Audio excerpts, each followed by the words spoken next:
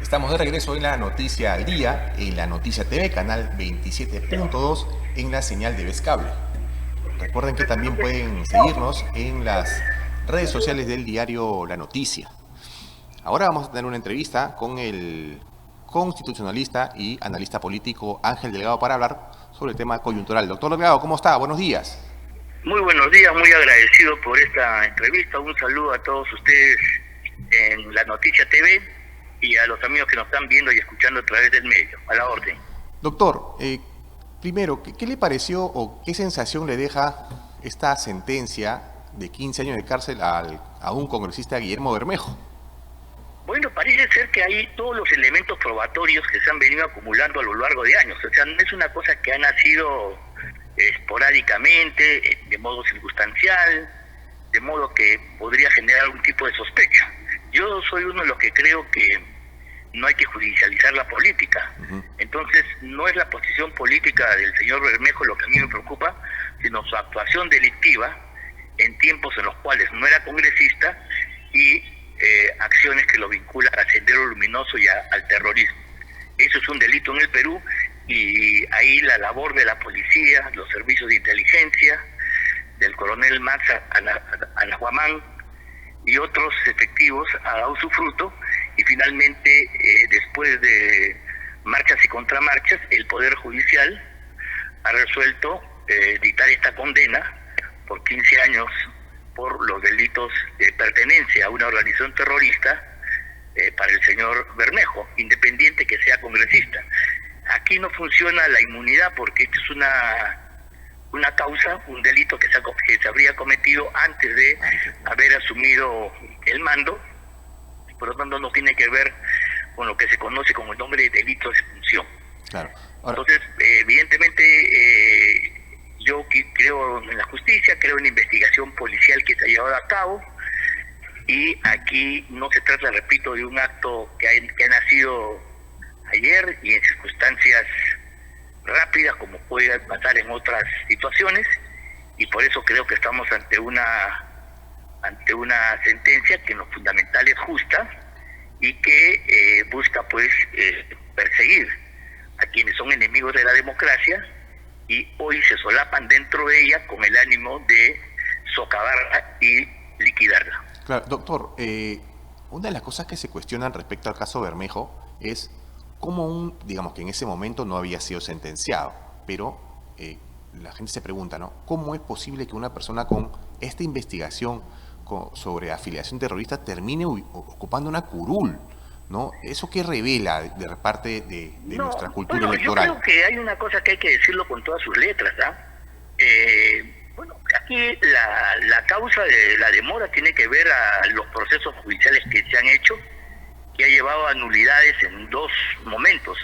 Por eso es que esto se ha demorado casi 10 años. Es una causa que viene del año 2015. Ahora bien, el hecho de que no existe una sentencia condenatoria hace que cualquier persona, no solamente Bermejo, goce de la llamada presunción de inocencia y por lo tanto, en base a este principio constitucional, está habilitado en todos sus derechos para poder participar en la contienda electoral. Y si recibe un voto mayoritario de un sector de la población, bueno, llegó al Congreso por esa causa. Yo no veo problema ahí porque, repito, se cumple el principio de que mientras no haya condena, no hay culpa. Claro. No se puede establecer una culpabilidad en etapa de investigación, como algunos fiscales de esta última hora creen. Eso tiene que determinarse exclusivamente cuando hay una sentencia final, que es el colofón, es el punto final de un proceso largo de investigación. Se han meditado todas las pruebas, se ha garantizado el derecho de defensa, las audiencias han permitido conocer las imputaciones, el señor Bermejo y su abogado han tenido la oportunidad para refutar estos elementos probatorios, estas imputaciones, y luego, al final de un largo tiempo, que no ha sido, repito, una situación que se ha dado entre gallos y medianoche, se llega a la conclusión de que este señor, pues, efectivamente estaba vinculado a organizaciones terroristas y más aún habría participado en alguno de estos eventos. Claro.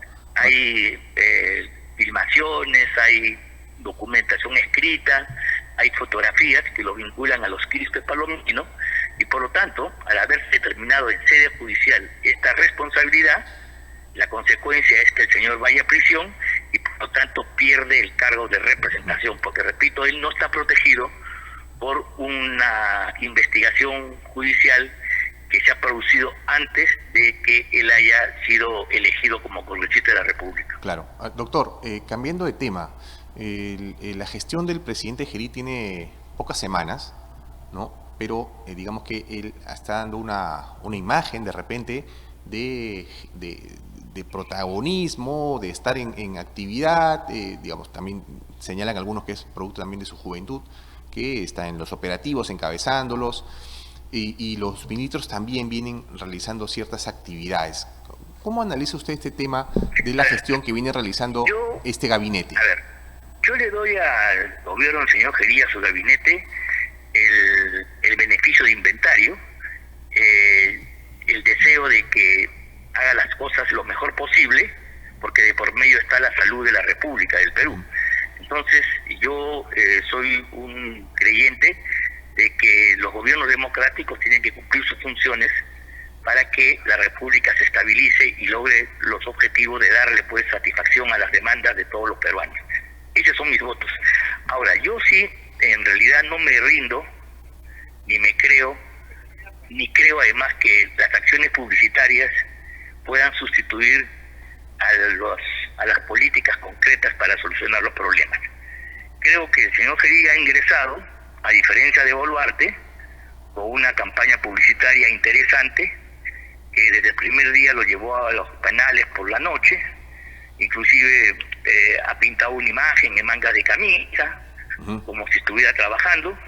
Bueno, la imagen es parte de la personalidad de cada uno, yo no la voy a criticar, pero sí quiero decir que para mí no es suficiente para establecer un juicio todavía sobre la bondad o no de la política que está siguiendo. Yo espero los próximos días, cuando ya se conozcan algunas medidas concretas y algunos resultados de esas medidas, para tener un juicio valorativo más completo sobre la gestión del señor Gerí. Claro. Hasta la fecha hay expectativas, hay buenos deseos, yo me sumo a los buenos deseos.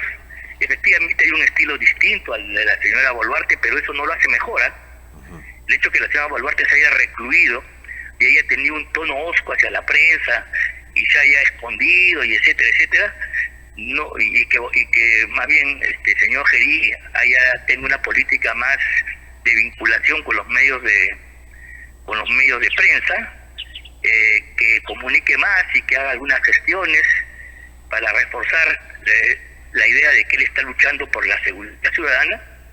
A mí me parece válida, pero repito, no son elementos suficientes para señalar afirmativamente que estamos a un gobierno que está atacando los problemas de fondo. Claro. Creo que hay voluntad, hay ganas, hay un estilo distinto, pero eso no es todavía suficiente. Claro, pero... Yo necesito ver acciones concretas, medidas políticas y más adelante resultados para tener un juicio mucho más completo que el meramente impresionista de las acciones de propaganda que viene haciendo el señor Gerí, saliendo algunos operativos, yendo a las cárceles, qué sé yo.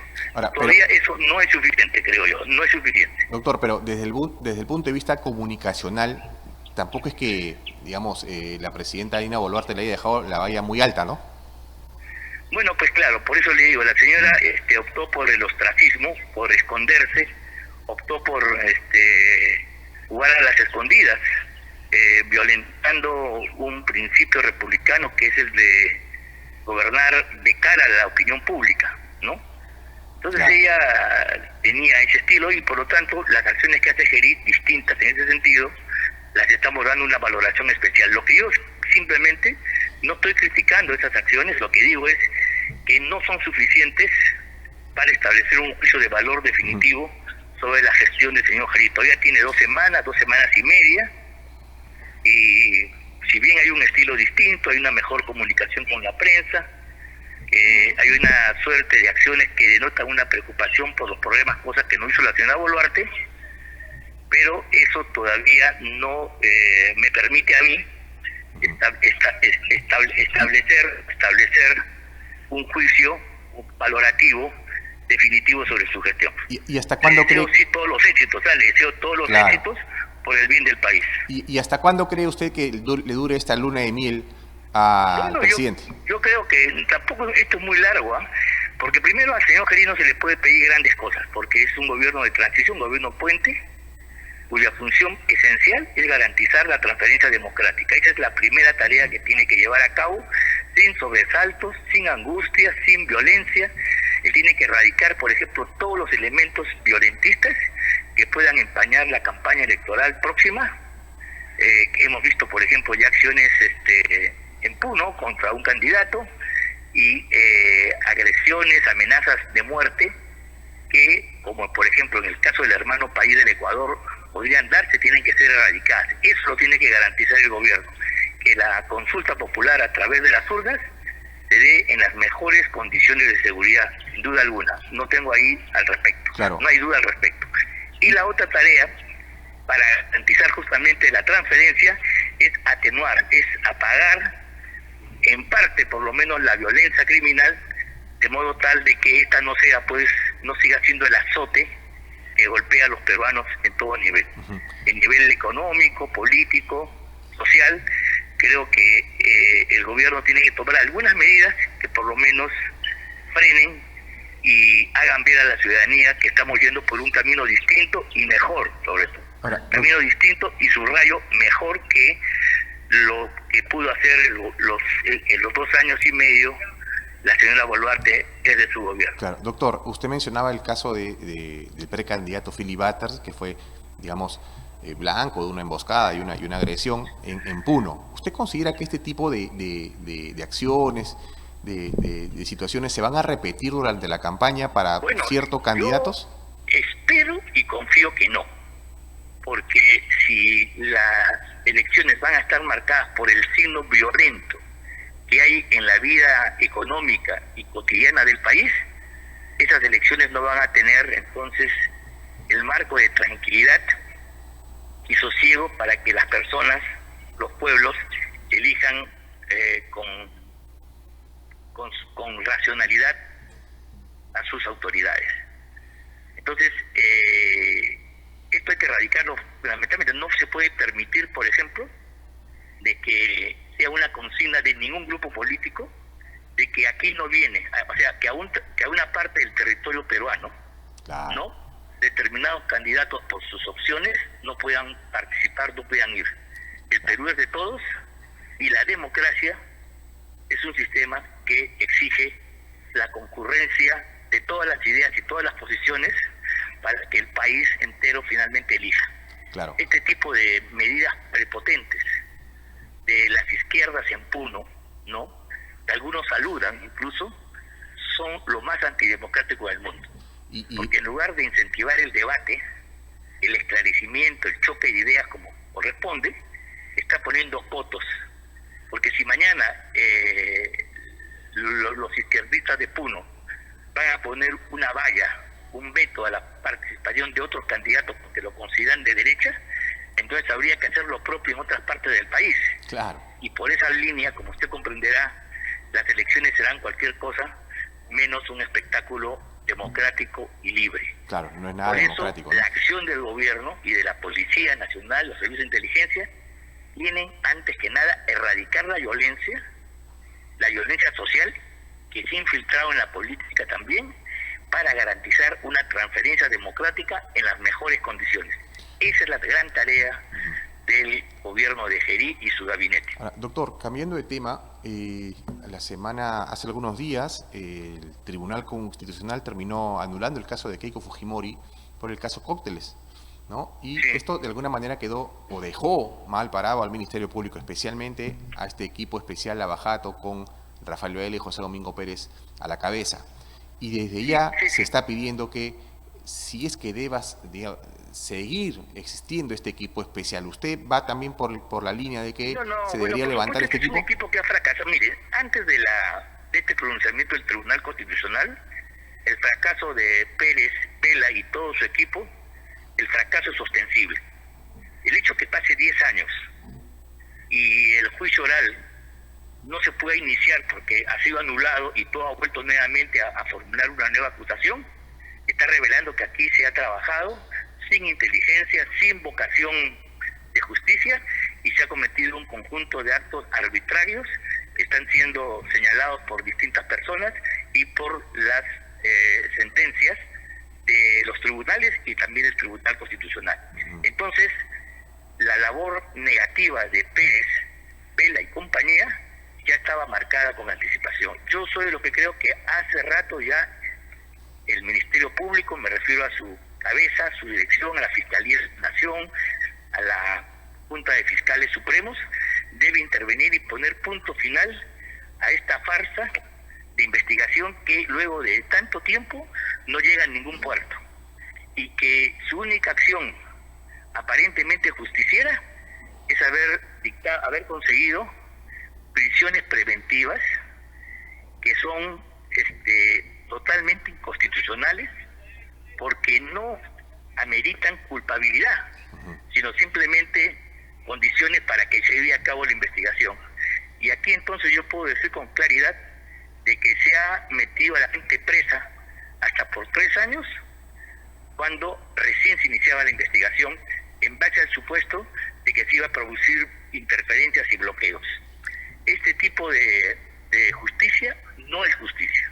Claro. Y esto tiene que acabar si es que queremos que nuestro país sea un país civilizado. Y por eso Vela y compañía van a tener que no solamente ser expulsados del Ministerio Público, sino pagar por haber prevaricado. Ellos han creado un delito que no existe. De los aportes de campaña, que es una práctica antigua en el país, donde personas naturales y empresas aportan a los diferentes partidos y candidatos que compiten en las diferentes lides electorales de hace mucho tiempo, han destacado una figura totalmente extraña y maléfica, que es el lavado de activos. Claro. De cuando acá el aporte de campaña es lavado de activos. ¿Se da cuenta? Claro, doctor. Y no solamente para un caso, sino para todos. ¿Se da cuenta? Entonces ellos han transformado una práctica que en el momento en que se produjo, en los años 14, 15, ni siquiera estaba contemplada como delito. Claro, doctor, entonces... Como no había delito por el aporte de campaña, que es una que recién ha sido incorporada al Código Penal del año 2019, años después, se da cuenta, recién se crea el delito de financiamiento ilegal de partidos.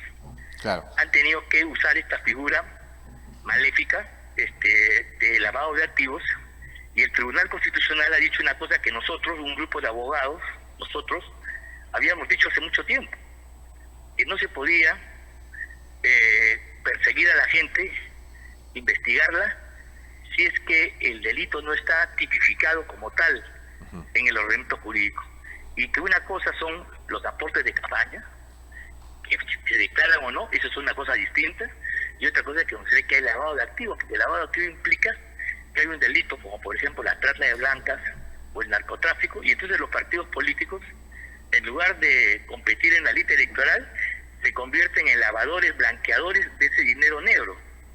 Ni está establecido que Odebrecht se dedica a este tráfico a este tipo de delitos, ¿no?